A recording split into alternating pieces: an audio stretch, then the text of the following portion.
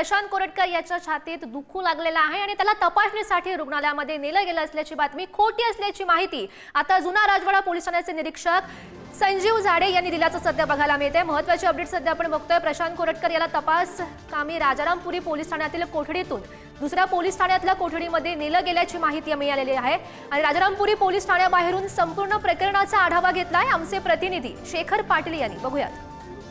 छत्रपती शिवाजी महाराज आणि छत्रपती संभाजी महाराज यांच्याबद्दल अपशब्द वापरलेल्या प्रशांत कोरटकरला 3 दिवसांची पोलीस कोठडी झाली।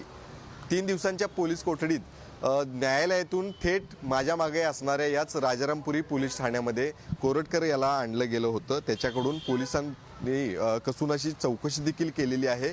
काल रात्री देखील पहाटे देखील कोरटकर याच्याकडे चौकशी जी आहे ती सुरू असल्याची माहिती पोलिसांनी दिली होती आणि आपल्याला जर माहीत असलं तर कोल्हापुरातल्या राजारामपुरी पोलीस ठाणे या ठिकाणी असणाऱ्या याच ज्या जाळ्या आपल्याला दिसतात त्याच्या पाठीमागे पुरुषांची कोठडी जी आहे ती आहे आणि त्या ठिकाणी अनेक त्या ठिकाणी आरोपी जे आहेत ते ठेवण्यात आले असल्यामुळं महिलांची कोठडी जी आहे ती वरती आहे त्या ठिकाणी त्याला ठेवण्यात आलं होतं। मात्र त्या ठिकाणाहूनच आता कोरटकर याला बाहेर काढण्यात आलेला आहे। तपासकामी याच राजारामपुरी पोलीस ठाण्यातून कोरटकरला दुसऱ्या एका पोलीस ठाण्यामध्ये आता ठेवण्यात आलेलं आहे। त्याच्याकडून कसून अशी चौकशी देखील केली जाते।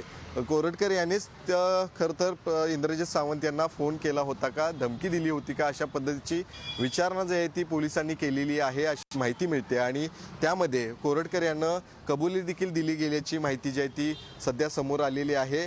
शिवाय त्याच्याकडून अजूनही काही गोष्टींचा तपास जो आहे तो पोलीस करताना पाहायला मिळत आहेत। जो डाटा मोबाईल जो आहे तो पोलिसांमध्ये जमा केला होता तो मोबाईल देखील जमा करत असताना डाटा डिलीट केला ते देखील त्याने स्वतः केला होता का अशी देखील विचारणा जी आहे ती पोलिसांनी केलेली आहे आणि त्यामध्ये ते आता कशा पद्धतीनं पोलीस जे आहे ते तपास 3 दिवसांच्या कोठडीच्या दरम्यान करणार आहेत।